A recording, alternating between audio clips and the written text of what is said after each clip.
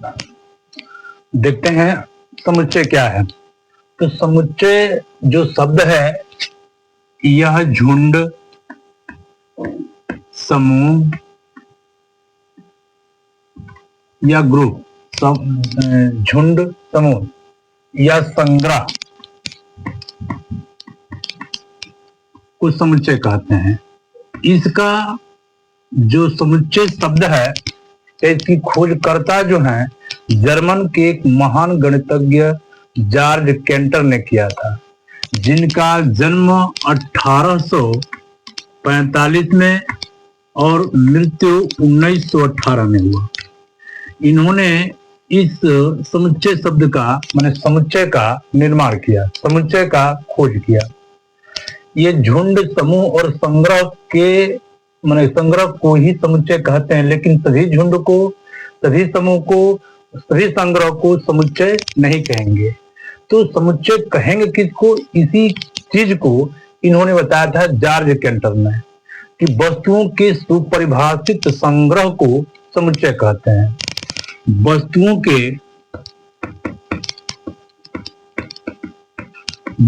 के सुपरिभाषित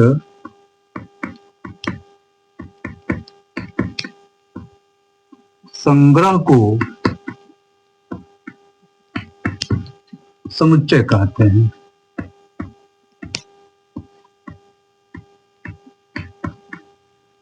अब देखेंगे कि ये सुपरिभाषित का मतलब क्या हुआ। तो सुपरिभाषित का मतलब हुआ सुनिश्चित, सुस्पष्ट।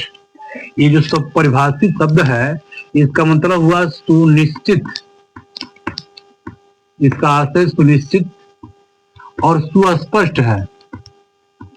इसको समझ लेते हैं क्या मतलब। सुनिश्चित का मतलब कि उस समूह में वह वस्तु है अथवा नहीं, और सुस्पष्ट का मतलब हुआ कि उस ग्रुप में, उस समूह में, उस संग्रह में दो या दो से अधिक वस्तुएं एक जैसी न हो, उसे हम सुस्पष्ट कहेंगे। समुच्चय शब्द की परिभाषा की वस्तुओं के सुपरिभाषित संग्रह को समुच्चय कहते हैं। किसी भी व्यक्ति विशेष के लिए, व्यक्ति समूह के लिए, किसी भी व्यक्ति के लिए जब उसका मान एक ही हो, यानी कुछ ऐसा समूह, ऐसा ग्रुप, ऐसा झुंड हो जिनको परिभाषित करने के लिए, जिनको कोई भी व्यक्ति दो या दो से अधिक व्यक्तियों के जवाब एक ही हो, तो उसे हम लोग सुपरिभाषित कहते हैं। जैसे यहाँ पर उदाहरण के तौर पर, यहाँ पर एक टोकरी ले लें। इस टोकरी में मान लो कुछ फल हैं और कुछ सब्जियां हैं। इस फल और सब्जियों को, जैसे यहाँ पर मान लो आम हो, इसमें सेब हो, इसमें अमरूद भी हो, आलू हो, टमाटर हो, बैगन हो। यहाँ लिख देते हैं क्या क्या है। इसमें आम है, अमरूद है, सेब है, आलू है, यहाँ पर टमाटर है, बैगन है। अगर हम इसमें कोई व्यक्ति कहे कि इस टोकरी में सभी सब्जियां हैं, सभी सब्जियां हैं, तो ये परिभाषित नहीं कहलाएगा, क्योंकि इसमें सब्जियों के साथ साथ फल भी हैं। अगर हम कह दें कि इसमें सब्जियों में के असल सभी फल हैं, सभी फल हैं, तो ये भी परिभाषित नहीं है, क्योंकि इसमें फल के साथ साथ कुछ सब्जियां भी है। अगर कोई कह दे कि ये फल और सब्जियां दोनों हैं, सब्जियां और फल हैं, सब्जियां और फल हैं, तो ये परिभाषित है, यानी सुस्पष्ट है, ये सुनिश्चित है, अतः इसको हम लोग समुच्चय कहेंगे। तो परिभाषित का मतलब हुआ कि जब दो या दो से अधिक व्यक्तियों के लिए जवाब एक ही हो, सभी के लिए समान हो, तो उसे हम लोग सुपरिभाषित कहेंगे। जैसे यहाँ पर मान लेते हैं कि शेर, भालू, बकरे, लोमड़े, गाय, चलो इतना ही रहने देते हैं, एक जिराफ, इस तरह के कुछ जानवर हैं। और इन जानवरों का किसी जंगल मान लो कोई मीटिंग से मीटिंग ले रहा है, सभा हो रही है। और इस सभा को देख करके 4 मित्र इस जंगल में गए, चारों मित्रों ने इनको देखा, जबकि ऐसा संभव नहीं है, ये सभी जानवर एक जगह नहीं इकट्ठा हो सकते हैं। मान लेते हैं कि इसको माना गया कि तरह के ग्रुप है। अगर यहाँ पर 4 मित्र इस बगीचे में गए, इस जंगल में गए, एक दोस्त ने इनको देख करके कहा कि सभी पालतू जानवर हैं, सभी पालतू जानवर हैं। तो क्या इसने सुपरिभाषित किया, यानी इसका जो जवाब है सही है, सुस्पष्ट हो रहा है? तो नहीं, सभी पालतू नहीं है। दूसरा कह दे कि सभी जंगली जानवर हैं, सभी जंगली जानवर हैं, तो इसका जवाब भी सुपरिभाषित नहीं कहलाएगा, क्योंकि सभी जंगली नहीं है। तीसरा कह दे कि सभी सुंदर जानवर हैं। अगर कोई कह दे ये केवल जानवर हैं, अगर चौथा व्यक्ति कह दे कि सभी जानवर हैं, तो इसमें सुस्पष्ट कौन कह रहा है? ये इसका जवाब सही है कि सभी जानवर हैं, ये सभी जानवर हैं, चाहे जंगली हो, चाहे पालतू हो, चाहे खतरनाक हो, चाहे सुंदर हो, चाहे जैसे भी हो, सभी जानवर ही हैं। इसको सुपरिभाषित कहा जाएगा। तो जब व्यक्तियों के समूह के लिए समान हो तो उसे हम लोग समुच्चय कहेंगे, अन्यथा समुच्चय नहीं कहेंगे। जैसे उदाहरण के तौर पर समुच्चय को कैसे कह सकते हैं कि जैसे कह दिया जाए कि कक्षा के सभी लंबे छात्रों का समूह, कक्षा के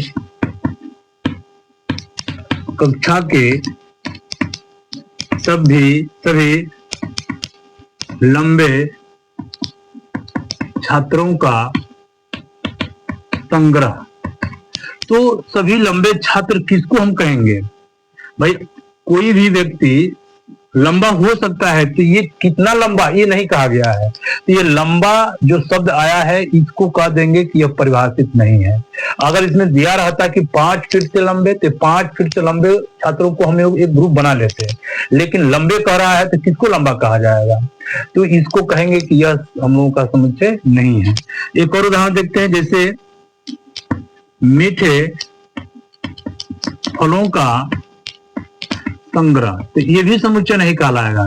तो मीठा फल हो सकता है कि अलग अलग व्यक्तियों के लिए इसका जवाब अलग अलग हो जाए। हो सकता है कोई आम को मीठा कहे, कोई सेब को मीठा कहे, कोई अमरूद को मीठा कहे, तो इनका जवाब अलग अलग मिल रहा है। तो ये सभी मीठे फलों का संग्रह भी समुच्चय नहीं कहलाएगा।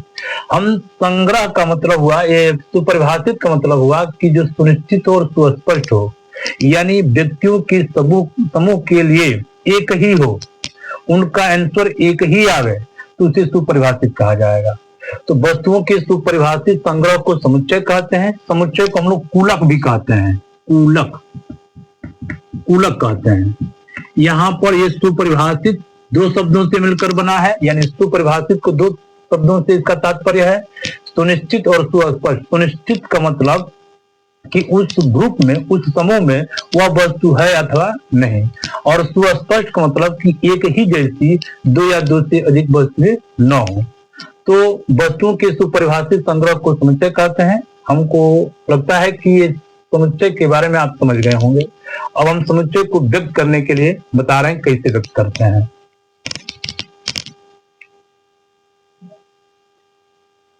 अब देखते हैं समुच्चय के अवयव। तो समुच्चयों में अभिगृहित या संग्रहित, समुच्चयों में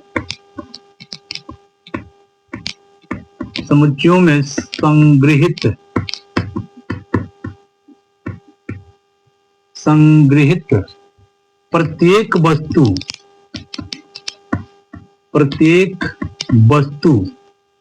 उस समुच्चय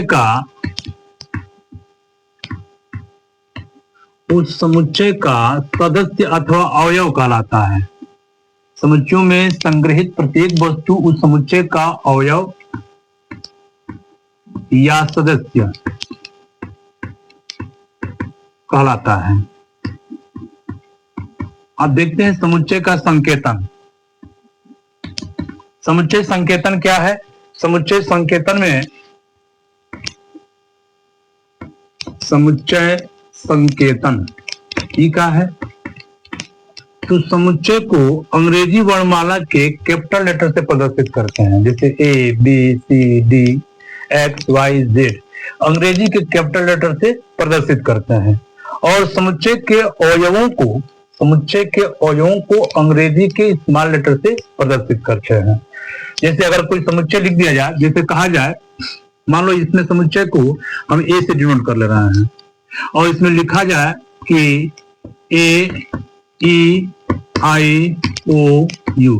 ख्याल करेंगे, समुच्चय को अंग्रेजी के कैपिटल लेटर से प्रदर्शित करते हैं और ये जिनसे मिलकर के समुच्चय बनते हैं उन्हें उनका अवयव कहते हैं। इनको मझोले कोष्ठक के अंतर्गत लिखते हैं और अवयवों के बीच कमा लगाते हैं। अवयवों को हम एक बार से अधिक नहीं लिखते हैं। ये जो अवयव है ये क्रम पर इनका ध्यान नहीं दिया जाता है, ये आगे पीछे भी लिखा जा सकता है। जैसे इस समुच्चय को हम लोग ऐसे भी लिखा जा सकता है, यू ए ई आई ओ, ऐसे भी लिखा जा सकता है, आगे पीछे भी लिख सकते हैं। तो ये और ये अवयव आपस में बराबर होंगे। अंग्रेजी के कैपिटल लेटर से समुच्चयों को प्रदर्शित करते हैं। समुच्चयों में जो अवग्रहित प्रत्येक वस्तु है उसका अवयव कहलाती है। समुच्चय को कैपिटल लेटर से प्रदर्शित करते हैं, उनके अवयवों को इन कोष्ठकों के अंदर लिखते हैं, प्रत्येक के बीच कमा लगाते हैं। किसी भी अवयव के क्रम पर ध्यान नहीं दिया जाता है, ये आगे पीछे भी हो सकते हैं। अब देखते हैं इसमें जो समुच्चय की जो अवयव हैं इनको एप्सिलॉन से प्रदर्शित करते हैं, इस तरह से ध्यान देंगे। इसमें जो समुच्चय को अभी बोले हैं इसके पहले कि वस्तुओं की सुपरिभाषित संग्रह को समुच्चय कहते हैं, उसको कूलक भी कहा जाता है। इसका निर्माण माने इसका खोज कौन किए थे? जर्मन के एक गणितज्ञ जॉर्ज कैंटर, जिनका जन्म सन 1845 में और मृत्यु सन 1918 में हुआ था। तो यहाँ पर ये समुच्चयों का संकेतन हो गया। अगर कोई समुच्चय यहाँ पर लिख दिया गया है ए ई आई ओ यू, तो इसमें बोलेंगे कि अगर यह इसका एक सदस्य है या अवयव है या एलिमेंट है तो बोलेंगे कि ए का एलिमेंट है। इसको बोलेंगे ए एप्सिलॉन ए का सदस्य है। अगर इसमें कोई सदस्य इसमें नहीं रहेगा, जैसे मान लो इसमें बी नहीं है तो लिखेंगे बी ए का अवयव नहीं है, does not belongs to a belongs to a. अंग्रेजी में पढ़ेंगे ए बिलोंग्स टू ए, या इसको पढ़ा जाएगा कि ए का सदस्य है, इसको बोलेंगे B does not belongs to a या बी ए का सदस्य नहीं है। तो इसको हम लोग संकेत के रूप में इसे लिख लिए। अब देखते हैं कि समुच्चयों को निरूपित कैसे करते हैं। समुच्चयों का निरूपण क्या है? समुच्चयों का निरूपण, समुच्चयों को निरूपित करने की दो विधि है। एक को कहते हैं रोस्टर रूप, एक को कहते हैं समुच्चय निर्माण रूप। अब इसको समझते हैं। समुच्चयों का निरूपण, समुच्चयों का निरूपण, ये समुच्चयों का निरूपण दो प्रकार से करते हैं। एक को कहते हैं रोस्टर विधि, एक को कहा जाएगा रोस्टर रूप, एक को कहा जाएगा समुच्चय निर्माण रूप।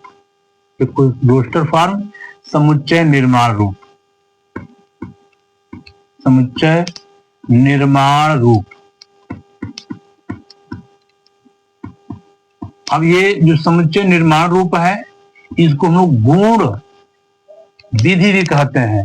इसको गुण विधि कहा जाता है। इस समुच्चय को हम लोग लिख सकते हैं गुण विधि या समुच्चय निर्माण विधि। इसको गुण विधि भी कहा जाता है, गुण विधि। इसको कहा जाता है रोस्टर रूप को सूचीबद्ध विधि या तालिका विधि भी कहते हैं। सूची विधि या इसको तालिका विधि भी कहते हैं, तालिका विधि। यहाँ पर तीन नाम दे रहे हैं, तालिका विधि, सूची विधि या रोस्टर रूप। इसको कहते हैं समुच्चय निर्माण रूप। समुच्चय निर्माण रूप कह दो या गुण विधि कह दो। हम लोग यहाँ पर एक समुच्चय लिख रहे हैं, समुच्चय को अंग्रेजी के कैपिटल लेटर से प्रदर्शित करते हैं। जैसे यहाँ लिख दिया जाए 1 2 3 4 5, ये सीधा लिख दिया गया तो इसको कहते हैं रोस्टर फॉर्म। इसको समुच्चय निर्माण विधि से लिखने के लिए लिखा जाएगा यक्ष ऐसा है कि, इसको पढ़ते हैं यक्ष सच दैट यक्ष, यानी यक्ष ऐसा है कि, इसको कोलन भी बोलते हैं। यक्ष ऐसा है कि ये सभी प्राकृत संख्या हैं, सभी प्राकृत संख्याएं हैं जो 5 की बराबर 5 से छोटी है, जो 6 से छोटी है, 6 से छोटी है। एक और देख लेते हैं उदाहरण, जैसे यहां पर लिखा जाए एक ए बराबर 1 2, कैसे कर लो, 2 4 6 8 10, तो इनको लिखा जा सकता है यक्ष ऐसा है कि, इसको कहते हैं रोस्टर फॉर्म, इसको रोस्टर रूप, इसको लिखते हैं समुच्चय निर्माण रूप में। यक्ष ऐसा है कि सभी, देखो ये सभी सम संख्या है, सभी सम संख्याएं हैं, सम प्राकृत, सभी सम प्राकृत संख्या है जो 10 से 12 का, जो 12 से छोटी है, जो 12 से छोटी है, ये 10 तक है, 12 से छोटी सम संख्या है। इसको ऐसे भी लिखा जा सकता है, देखेंगे इसके गुण को यहाँ पर हम लोग लिखते हैं, गुण को मतलब विशेष विधि को लिख देते हैं। यक्ष ऐसा है कि, ध्यान देना, 2 को हम लोग लिख सकते हैं 2 एकम में 2, 4 को लिख सकते हैं 2 दूनी के 4, 6 को लिखेंगे 2 तीन 6, यहाँ पर 2 चौके 8 और ये 2 पचे 10। यहाँ पर इसी चीज को अलग दिखाया है, तो यहाँ पर देख रहे हैं कि सब में 2 है, ये 2 सब में पहले आ रहा है, और 1 2 3 4 5 ये प्राकृत संख्या है। तो इसमें लिख सकते हैं कि यक्ष ऐसा है कि ये बराबर दिखा देंगे 2 यन, और यन का है तो जहां यन प्राकृत संख्या है, ये नेचुरल नंबर, ये प्राकृत संख्या को प्रदर्शित करता है। और ये जो यक्ष का जो मान है, तो यन का जो मान है, यहाँ लिख सकते हैं कि यन का जो मान होगा वह 1 की बराबर चाहे 5 से छोटा है 5 के बराबर, 1 की बराबर चाहे 1 से बड़ा, और 5 की बराबर चाहे 5 से छोटा। इसके विशेष गुण को अगर आप लिख देते हैं तो इसको समुच्चय निर्माण विधि कहते हैं। अब कुछ ऐसे विशेष समुच्चय हैं जिनको हम कैसे लिखते हैं, इनको समझ लेते हैं। हम लोग कह सकते हैं कि समुच्चयों के कुछ महत्वपूर्ण समुच्चय, संख्याओं के कुछ महत्वपूर्ण समुच्चय, संख्याओं के कुछ महत्वपूर्ण समुच्चय को समझ लेते हैं। समुच्चय निर्माण की 2 विधि हो गया, एक रोस्टर विधि, एक समुच्चय निर्माण विधि। रोस्टर विधि को सीधा सीधा लिख देंगे, रोस्टर विधि कहलाएगा, और उसके विशेष गुण को उसमें प्रदर्शित करके यदि लिख देते हैं तो उससे हम लोग गुण विधि या समुच्चय निर्माण विधि कहते हैं। अब संख्याओं के कुछ महत्वपूर्ण समुच्चय को लिखते हैं, संख्याओं के कुछ महत्वपूर्ण समुच्चय।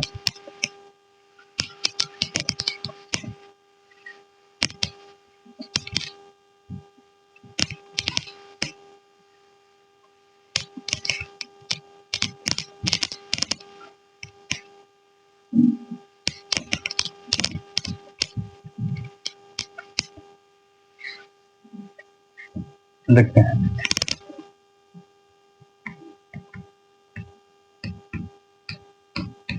संख्याओं के कुछ महत्वपूर्ण समुच्चय, इनको जानते हैं।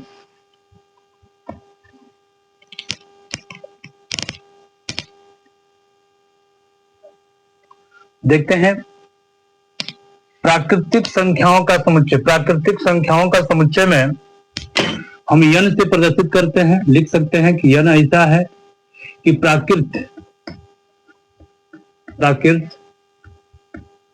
संख्याओं का समुच्चय, प्राकृत संख्याओं का समुच्चय, इनको इसे लिखेंगे। देखो n बराबर लेके मझोला कोष्टक में लिख देंगे, प्राकृत संख्या 1 2 3 से लेकर के अनंत तक हो जाएंगे, इनको इसे डिनोट करते हैं। दूसरा देखते हैं कि जो z है, z होता है धन पूर्णांकों का समुच्चय। z को लिखते हैं पूर्णांकों का समुच्चय, पूर्णांकों का समुच्चय। तो पूर्णांकों में धनात्मक भी होगा और ऋणात्मक भी होगा। तो पूर्णांकों को यहाँ पर अगर धन पूर्णांक कहेगा तो यहाँ पर प्लस लिख देंगे, 0 1 2 3 4 5 से लेकर अनंत तक। ऋण रहेगा तो ऋणात्मक का लिखेंगे, 0 1 -2 -3 -4 -5 से लेकर अनंत तक। तो ये धन पूर्णांकों का समुच्चय हो जाएगा।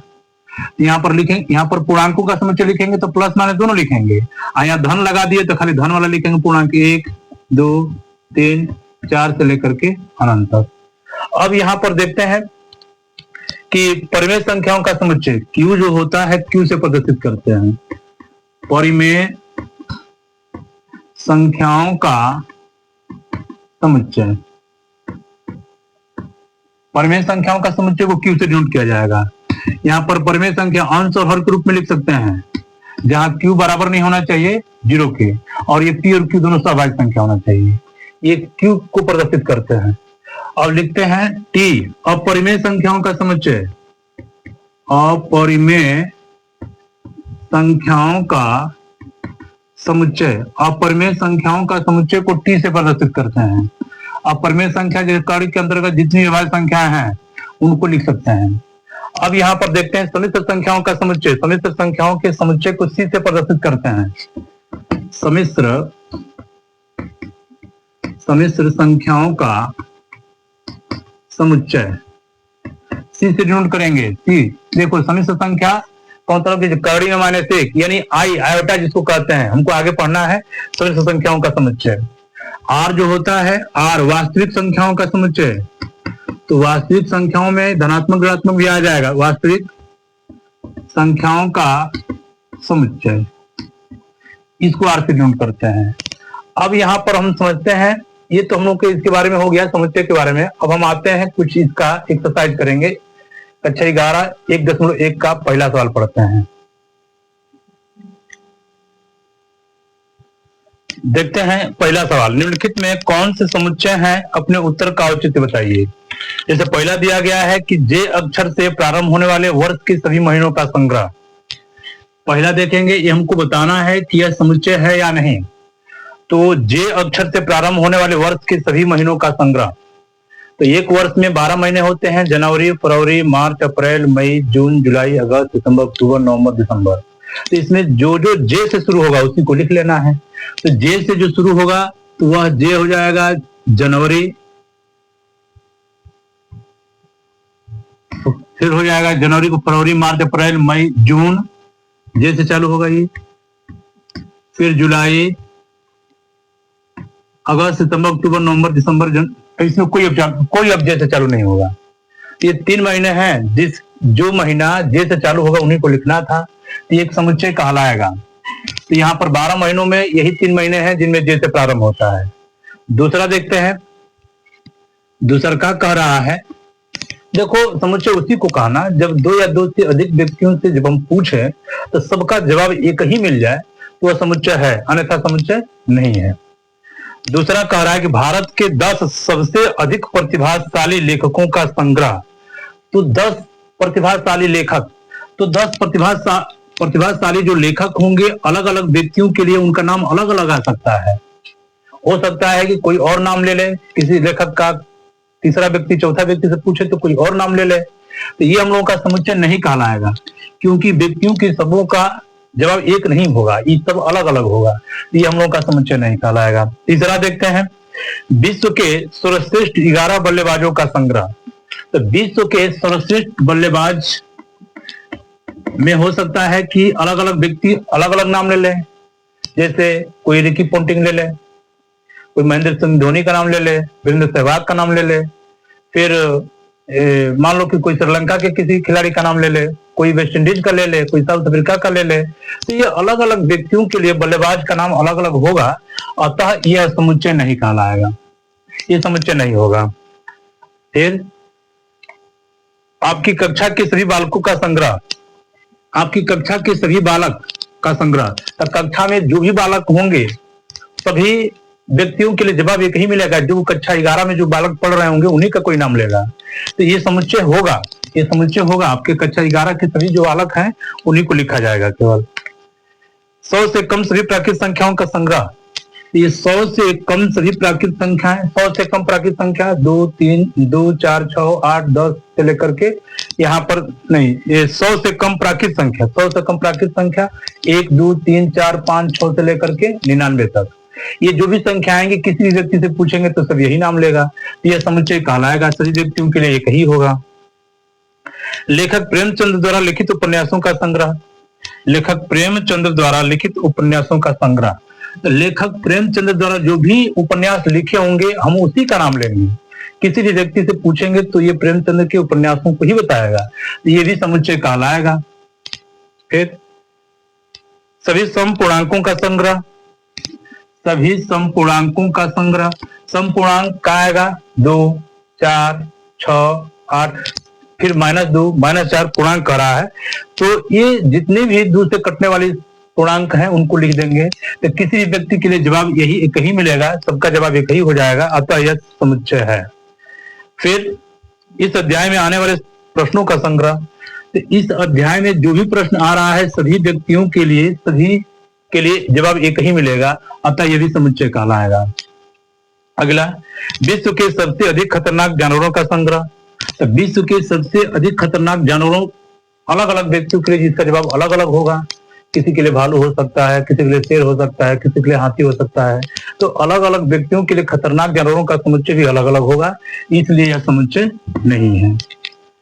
अब दूसरा सवाल देखते हैं, इसमें दिया गया दूसरा सवाल, प्रश्न दूसरा में दिया गया है कि मान लीजिए ए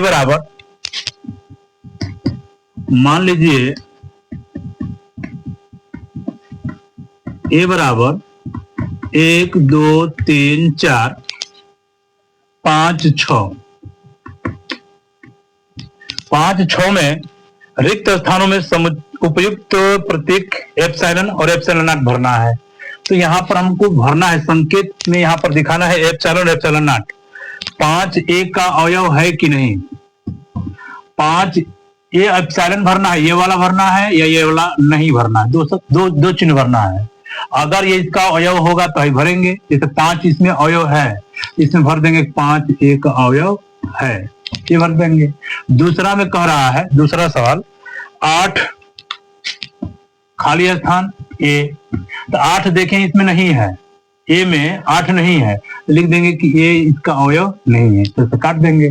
तीसरा देख लेते हैं क्या है, तीसरा में दिया गया है कि शून्य ए का अवयव है कि नहीं, तो शून्य देख लेंगे, शून्य इसमें नहीं है, तो लिख देंगे कि ये एप्सिलॉन नॉट इसमें भर लेंगे, शून्य इसका अवयव नहीं है। अवयव होगा तो एप्सिलॉन भरेंगे, अवयव नहीं होगा तो एप्सिलॉन नॉट भर देंगे। देखो चौथा वाला, चौथा में दिया गया है 4, तो 4 इसमें है तो 4 को भर लेंगे 4 एप्सिलॉन। पांचवा देख लेते हैं 2 खाली स्थान ए, तो 2 इसका अवयव है तो यहां भर लेना कि 2 इसका अवयव है। छठवां देख लेते हैं 10 खाली स्थान ए, तो देखेंगे 10 इसमें नहीं है तो यहां भर लेना एप्सिलॉन नॉट, ये इसका अवयव नहीं है। ये दूसरा प्रश्न हो गया। अब तीसरा प्रश्न देखते हैं, तीसरा प्रश्न में क्या दिया गया है,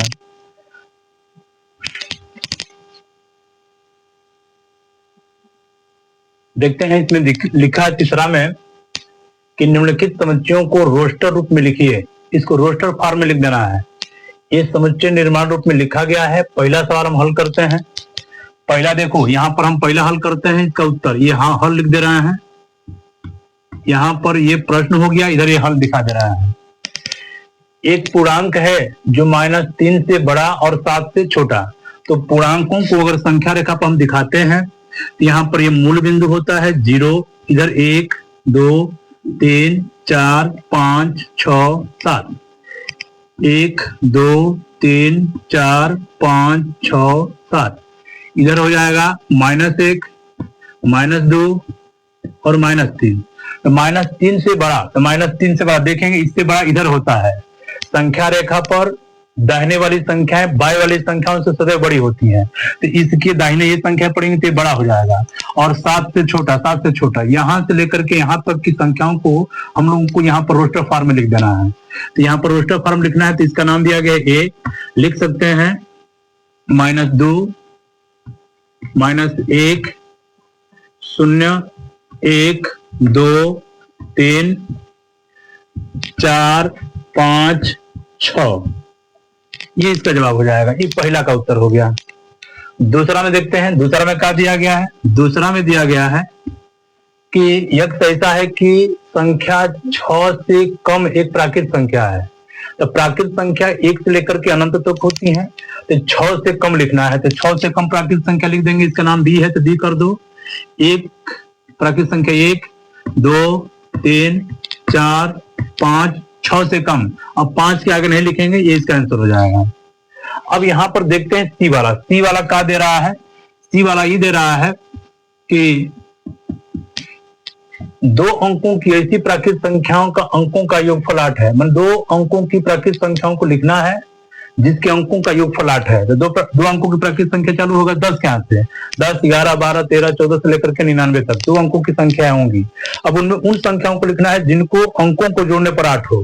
जैसे यहाँ पर बात करते हैं, पहला अंक हो जाएगा 17, ये 1 और 7 को जोड़ेंगे तो 8 हो जाएगा। तो यहाँ पर हम लिख देंगे पहला अंक हो जाएगा 17, यानी 2 अंकों की उन संख्याओं को लिखना है जिनका जोड़ने पर 8 हो। 17 के बाद हो जाएगा 26, 2 और 6 जोड़ेंगे तो 8 हो जाएगा। तो ये हो जाएगा 26, 26 की हो जाए 26 के बाद हो जाएगा कितना? 35, 35 के बाद 44, 44 के बाद 53, इनको जोड़ने पर 8 हो जाएगा। 53 के बाद 62,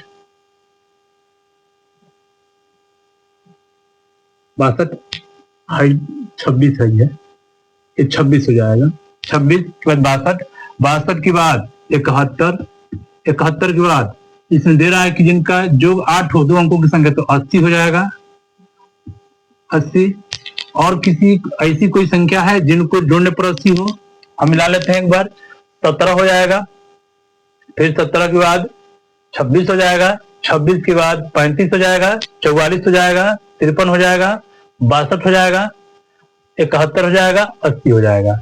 ये 2 अंकों की हुई संख्या है जिनके अंकों को जोड़ने पर 8 होगा, ये इसका आंसर हो जाएगा। अब देखते हैं डी वाला। डी देखते हैं, डी में क्या दिया गया है? डी में ही दे रहा है कि एक अभाज्य संख्या है जो 60 की भाजक है। अभाज्य संख्या का मतलब कि जो 1 और उससे के अतिरिक्त अन्य किसी संख्या से 9 कटे, और 60 का भाजक है, माने जिनसे 60 पूरी तरह से कट सकता है। तो हम पहला अभाज्य संख्या लेते हैं 2, 2 से 60 कट जाएगा, 3 से 60 कट जाएगा। अब 3 के बाद अभाज्य संख्या को ही लिखना है, 4 से भी कटेगा लेकिन 4 हम लोगों का अभाज्य संख्या नहीं है। 5 से कट जाएगा, 6 से भी 60 कटेगा लेकिन 6 को नहीं लिखेंगे क्योंकि 6 अभाज्य नहीं है। 5 के बाद अब देखते हैं 6 से कट जाएगा, 12, 15, ये इसका आंसर हो जाएगा। अब यहाँ पर कोई भी संख्या ऐसी नहीं है कि जो 60 से जिनसे कटे और वो अभाज्य हो जाए, बस 2, 3, 5 होगा, ये इसका आंसर हो जाएगा। आगे देख लेते, अगला देखते हैं ट्रिग्नोमेट्री शब्द के सभी अक्षरों का समुच्चय। तो यहाँ पर जब भी अंग्रेजी का कोई शब्द दिया रहता है उसको समुच्चय में जब लिखना होता है तो इनके शब्दों के बीच हम कमा लगाते हैं और किसी भी शब्द को दोहरा करके नहीं लिखते हैं, इसको मोजुला कोष्ठक में लिख देते हैं। यहाँ पर लिखेंगे ट्रिग्नोमेट्री के समुच्चय को, पहला अक्षर इसमें टी है तो यहाँ टी लगा देंगे, कमा लगा देंगे, फिर आर है तो आर लगा करके कमा लगा देंगे, फिर आई है कमा लगा देंगे, फिर जी है कमा लगा देंगे, जी के बाद ओ है, फिर यन है, यन के बाद ओ है तो ओ नहीं लिखेंगे क्योंकि एक बार वो आ गया है। यन के बाद यम है, यम के बाद कमा लगा देंगे, फिर ई है, ई के बाद टी है तो टी नहीं लिखेंगे, आर है आर भी नहीं लिखेंगे, वाई है तो एक वाई लिख देंगे, ये इसका आंसर हो जाएगा ट्रिग्नोमेट्री का। मैंने उन अक्षरों को लिख दो जिन अक्षरों से ई बना है और उनके बीच कमा लगा दो और दोहराना नहीं है। अगर कोई संख्या 2 बार आती है तो उसके कई बार लिखना है, दोहराना नहीं है। अगला वाला देखते हैं, ये वाला था 5वां, 6वां देख लेते हैं। बेटर का लिखना है। बेटर के लिए इसमें पहला अक्षर बी है, कमा लगा देंगे, ई है कमा लगा देंगे, टी है कमा लगा देंगे, एक और टी आ रहा है टी नहीं लिखेंगे, फिर ई आ रहा है ई को भी नहीं लिखेंगे, आर है तो आर लिख देंगे। ये बेटर के लिए समुच्चय हो जाएगा। ये बेटर का हो गया, ट्रिग्नोमेट्री का हो गया। ये हम लोगों का तीसरा सवाल हो गया। अब देखते हैं इसके आगे।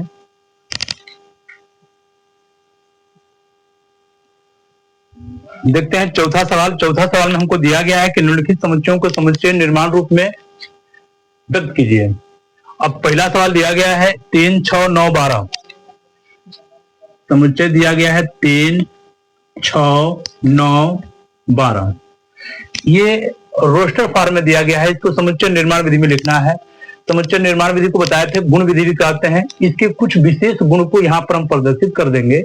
जैसे यहाँ पर देखेंगे, ये 3 है, ये 6 है, ये 9 है, ये 12 है। इस 3 को 3 एकम में 3 लिख सकते हैं, 6 को 3 दूनी के 6 लिख सकते हैं, 9 को 3 तिली के 9 लिख सकते हैं, 12 को 3 चौके 12 लिख सकते हैं। ये देख रहे हैं कि सब में 3 है और ये सभी प्राकृत संख्याएं हैं। तो यहाँ पर लिख सकते हैं समुच्चय निर्माण विधि में कि यक्ष ऐसा है कि एक प्राकृतिक संख्याओं का गुणज है, 3 का गुणज है, यानी 3 गुणित यन है। जहां यन प्राकृतिक संख्या है, जहां यन का है प्राकृतिक संख्या, और ये जो यन है यह 1 2 3 4 यानी 5 से छोटा है। यानी यन का जो मान है 1 की बराबर चाहे 1 से बड़ा और 5 से छोटा, या 4 की बराबर चाहे 4 से छोटा है। हम 5 भी लिख देंगे तो है नहीं लिखेंगे, 4 लिखेंगे तो बराबर लगा देंगे। ये इसका आंसर हो जाएगा। इसको कहते हैं रोस्टर फॉर्म, इसको कहते हैं समुच्चय निर्माण विधि।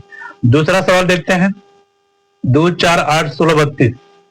यहाँ पर 2 4, यहाँ पर लिखा है 2 4 8 16 32। 2 4 16, 2 4 8 16 32। देखो इसको समुच्चय निर्माण में कैसे लिखेंगे, ख्याल करेंगे। 2 को हम लोग लिख सकते हैं 2 एकम में 2, 4 को लिख सकते हैं 2 का वर्ग, यहाँ पर घात 1 लगा देंगे। 8 को लिखेंगे 2 का घात 3, 2 का 3 पर गुणा करेंगे 8 हो जाएगा। 16 2 का घात 4 यानी 2 का 4 पर गुणा कर लेंगे, 2 दूनी के 4 दूनी काट देंगे 16 हो जाएगा। 32 को 2 के घात 5। सब में देख रहे हैं कि 2 है और ऊपर है प्राकृत संख्या है। यहाँ पर लिख सकते हैं कि यक्ष ऐसा है कि ये 2 के घाते यन है, जहां यन जो है, जहां यन प्राकृतिक संख्या है और ये यन का जो मान है 5 की बराबर से 5 से छोटा है। ये प्राकृत संख्या 1 की बराबर से 1 से बड़ा और 5 की बराबर से 5 से छोटा है। ये इसका उत्तर हो जाएगा। अब तीसरा वाला देख लेते हैं। देखो तीसरा वाला क्या दिया है, तीसरा दिया गया है 5 25 125। 5 25 125 625। तो यहां पर इसको लिखा जाएगा, इसको समझेंगे। ये दिया गया है, हम इसको उत्तर यहां दिखा रहे हैं। ये रोस्टर फॉर्म है, ये समुच्चय निर्माण विधि है। अब इसमें देख रहे हैं कि ये 5 है तो 5 के घाते 1 5 कहलाएगा। 25 को लिख सकते हैं 5 का वर्ग, 125 को लिख सकते हैं 5 के घाते 3, 625 को लिख सकते हैं 5 के घाते 4। 5 5 25 25 125 625। यहाँ लिख सकते हैं कि यक्ष ऐसा है कि 5 सब में है, नीचे 5 आ रहा है, ऊपर घात 1 2 3 4 आ रहा है, तो यहाँ पर यन लिख दे रहा है। जहां यन प्राकृत संख्या है, ये नेचुरल नंबर है यन, और ये जो यन का मान है 1 की बराबर से 4 की बराबर से 4 से छोटा है, 1 की बराबर से 1 से बड़ा और 4 की बराबर से 4 से छोटा है। ये तीसरा सवाल हो गया। चौथा देखते हैं क्या है। अब देखते हैं, यहां दिया गया 2 4 6 डे करके, ये सभी 2 से कटने वाली संख्या यानी सम संख्या है। तो यहां पर लिख सकते हैं यक्ष ऐसा है कि सभी सम प्राकृत संख्या हैं, सभी सम प्राकृत संख्या हैं, सभी सम प्राकृत संख्या हैं।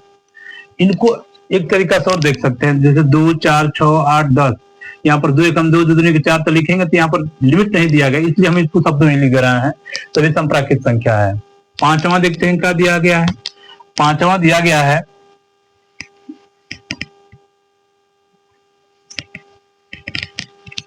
पांचवा लिखा है इसमें कि 1 4 9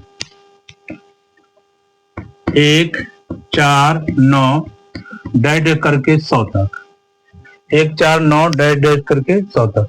इसको समझते हैं कैसे लिखा जाएगा। 1 को लिख सकते हैं 1 का वर्ग, 4 को लिख सकते हैं 2 का वर्ग, 9 को लिख सकते हैं 3 का वर्ग, फिर ऐसे ही डैश करके 4 का वर्ग, 5 का वर्ग, 6 का वर्ग, यहाँ पर आ जाएगा 10 का वर्ग। तो ये देख रहे हैं कि सब में वर्ग है, सब में घात 2 है, तो यहाँ पर लिख सकते हैं कि यक्ष ऐसा है। देखो ये प्राकृतिक संख्या है कि यन का घात 2 है, जहां यन जो है प्राकृत संख्या है तथा यन का जो मान है, यन का मान 1 की बराबर चाहिए 1 से बड़ा और 10 की बराबर चाहिए 10 से छोटा है। ये जो मान है इसको कहते हैं समुच्चय, इसको रोस्टर फॉर्म, इसको समुच्चय निर्माण विधि। ये आपका चौथा सवाल हो गया। अब पांचवा देखते हैं। इसमें दिया है कि निम्नलिखित समुच्चयों के सभी अवयवों को सूचीबद्ध कीजिए। सूचीबद्ध मतलब होता है रोस्टर फॉर्म। बताए थे कि रोस्टर फॉर्म को सूचीबद्ध या तालिका विधि भी कहते हैं। तो यहाँ पर देखेंगे रोस्टर शब्द नहीं आया है, ये सूचीबद्ध आ गया है। तो सूचीबद्ध जहां दिया रहेगा समझ लेंगे कि रोस्टर फॉर्म कह रहा है। ये लिखा है कि यक्ष ऐसा है कि एक विषम प्राकृत संख्या है। तो हम पहला को यहाँ पर हल करते हैं।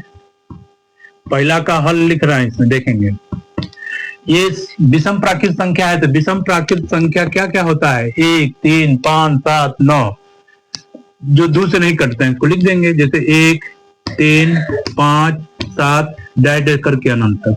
ये पहला का जवाब हो गया। दूसरा समझते हैं। दूसरा का दिया गया है। दूसरा दिया क्या है कि एक पूर्णांक है जो -1/2 से बड़ा है और 9/2 से छोटा है। तो पूर्णांक धनात्मक भी होते हैं और ऋणात्मक भी होते हैं। जैसे यहाँ पर देखते हैं पूर्णांक को हम लोग ऐसे दिखाते हैं। यहाँ पर मान लेते हैं कि मूल बिंदु है 0, यहाँ 1, यहाँ 2, यहाँ 3, यहाँ 4, यहाँ 5। फिर उसी तरह से इधर हो जाएगा -1, फिर -2, -3, -4, -5। ये देख रहे हैं कि दोनों का हर 2 है, बटा में 2 है। तो इसके सभी पॉइंट को, यहाँ सभी भागों को 2 बराबर भागों में बांट दो। 1, 2, 1, 2, 1 है 2, 1 और 2, मैंने एक खाना खींच देंगे 2 भाग बढ़ जाएगा। तो इसको लिखेंगे 0/2, इसको 1/2, 2/2, 3/2, 4/2, ये 5/2, 6/2, 7/2, 8/2 और 9/2। इधर लिखेंगे -1/2 और -2/2। बस यही देखना है कि 1/2 से बड़ा, तो 1/2 ये है और 9/2 से छोटा, 9/2 से छोटा ये है। तो ये पूर्णांक को लिखना है। पूर्णांक भिन्न में नहीं आएगा। पूर्णांक देखो ये पूर्णांक कहलाएंगे, ये पूर्णांक कहलाएंगे। तो इसमें इसके इधर और इसके इधर वाली संख्या लिख दो। तो इसमें पूर्णांक हो जाएगा 0, 1, 2, 3, 4। तो इसमें हम लोग लिख सकते हैं 0, 1, 2, 0, 1, 2, 3, 4, 3, 4। ये दूसरा वाले का जवाब हो गया। अब इसमें देखते हैं सी वाले में। तीसरा का दिया गया है। सी बराबर दिया गया है कि यक्ष ऐसा है कि एक पूर्णांक है यक्ष स्क्वायर छोटा या बराबर 4 के। अगर यहां से यक्ष स्क्वायर बराबर 4 ले लें तो यक्ष बराबर जब निकालेंगे तो ये वर्गमूल निकालेंगे तो प्लस माइनस कड़ी में 4 आ जाएगा। तो 4 का हम लोग वर्गमूल निकालेंगे तो प्लस -2 आ जाएगा। तो यहाँ पर यक्ष का 2 मान आ गया, एक बार +2 और एक बार -2। तो यहाँ पर लिखा है कि यहाँ पर जो लिखा गया है कि -2 की बराबर चाहिए 2 से बड़ा और इससे छोटा, इससे छोटा। तो देखते हैं इसमें पूर्णांक क्या हो जाएगा -2 से और 2 के बीच में। तो यहाँ पर लिख लेना है। देखते हैं इसका 2 मान आया है, एक +2 और एक -2। तो पूर्णांक को लिखना है। एक पूर्णांक है तो पूर्णांक लिखने के लिए यहाँ पर देखेंगे पूर्णांक यहाँ दिखाएंगे 0, 1, 2, यहाँ 1, यहाँ 2, ये -1, -2, -1, -2। यहाँ पर लिखा गया -2 और 2 के बीच में। तो -2 और 2 यहाँ पर देखेंगे कि जो मान दिया गया है इसके बीच में ही हमको लिखना है। तो -2, -1, 0, 1, 2 ये बड़ा या बराबर भी दिया गया है। तो ये सभी मान लिख लेंगे, इसको भी लिखेंगे और इसको भी लिखेंगे। तो ये हो जाएगा -2, -1, 0, 1 और 2। ये तीसरा का उत्तर हो गया। अब हम इसके आगे देखते हैं, इसके आगे क्या क्या दिया गया है। अब इसको पहले मिटा लेते हैं तो बताते हैं। अब देखते हैं इसमें लिखा है कि यक्ष ऐसा कि लायल शब्द का एक अक्षर है। लायल शब्द का एक अक्षर है, इसको रोस्टर फॉर्म में लिखना है। सूचीबद्ध मैंने रोस्टर फॉर्म। तो यहां लिख लेते हैं पहला को। पहला हम करते हैं, नहीं चौथा है ये वाला लायल शब्द का एक अक्षर। तो यहाँ पर डी बराबर लिख सकते हैं, यल लिखेंगे फिर कमा लगाएंगे, ओ लिखेंगे फिर कमा लगाएंगे, वाई लिखेंगे फिर कमा लगाएंगे, ए लिखेंगे। अब यहाँ पर यल आ रहा है तो यल एक बार लिख दिया गया, इसको नहीं लिखेंगे। ये पहला का जवाब हो गया, ये रोस्टर फॉर्म कहलाएगा। अब देखते हैं पांचवा में क्या दिया गया है। पांचवा में दिया गया है कि ये वर्ष का ऐसा महीना है जिसमें 31 दिन नहीं होते हैं। जैसे हम लोग जानते हैं देखो ऐसे ऐसे जनवरी, फरवरी, मार्च, अप्रैल, मई, जून, जुलाई, जो गढ़ा वाला है इसको भी लेते हैं, जो उठा हुआ इसको भी लेते हैं। तो जो जनवरी जो ऊपर है ये 31 दिन का होता है, फरवरी को छोड़ करके बाकी जो नीचे आ रहे हैं वह 30 दिन के होते हैं। तो 31 दिन वाला नहीं लिखना है। तो जनवरी देखेंगे, जनवरी 31 दिन होते हैं, इसको नहीं लिखेंगे, जनवरी को नहीं लिखना है। फरवरी, फरवरी में 31 दिन नहीं होते हैं, तो ये फरवरी को लिख देंगे। फरवरी, फरवरी के बाद जनवरी, फरवरी के बाद मार्च, मार्च में 31 दिन होते हैं, नहीं लिखेंगे मार्च। अप्रैल, तो अप्रैल लिख देंगे। फिर अप्रैल के बाद जनवरी, फरवरी, मार्च, अप्रैल, मई, मई में 31 दिन होंगे, मई, जून, जून को भी लिख देंगे। जुलाई नहीं लिखेंगे, अगस्त नहीं लिखेंगे, सितंबर,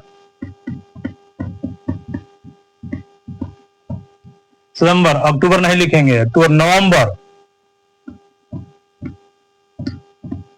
और दिसंबर, दिसंबर 31 दिन का होगा, नहीं लिखेंगे।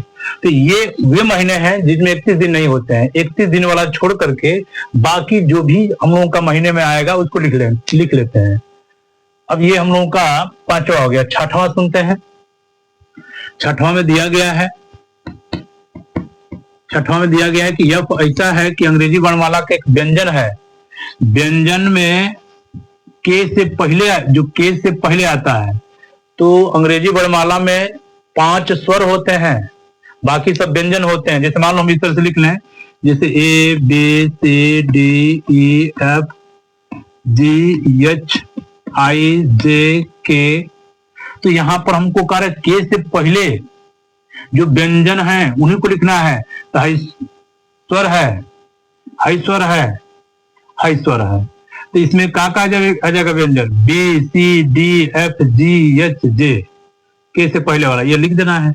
यहाँ पर लिख देंगे बी, सी, डी, एफ, जी, एच, जे, ये इसका उत्तर हो जाएगा।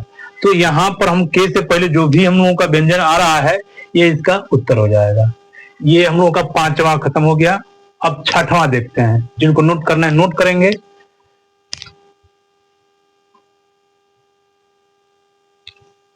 देखते हैं, इसमें दिया गया है 6वां सवाल, बाएं और रोस्टर रूप और दाहिने और समुच्चय निर्माण रूप, इसमें मिलान करना है। जैसे यहाँ पर 1, 2, 3, 6, तो 1, 2, 3, 6 ये भाजक हैं। किसका भाजक है? तो एक प्राकृत संख्या है और 6 की भाजक है, यानी 6 से 6 को इस संख्या पूरी तरह विभाजित कर देंगे, तो इसका आंसर ही हो जाएगा। तो इस पर मिलान कर देना है। फिर 2, 3 देखेंगे, यहाँ पर दिया गया एक अभाज्य संख्या जो 6 की भाजक है, ये दोनों अभाज्य भी हैं और 6 को पूरी तरह से विभाजित भी कर देंगे, तो इसका आंसर ही हो जाएगा। तो इस पर मिलान कर देंगे। और ये देख रहे हैं कि मैथमेटिक्स का ही एक रूप है, तो इसका आंसर ही हो जाएगा।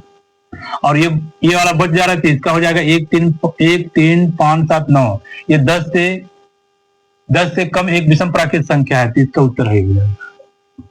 इसका मिलान हो गया। ये रोस्टर फॉर्म ने दिया था, ये समुच्चय निर्माण रूप में, इसका सही मिलान करना था। तो हम लोगों का 1.1 का सभी प्रश्न हल हो गया।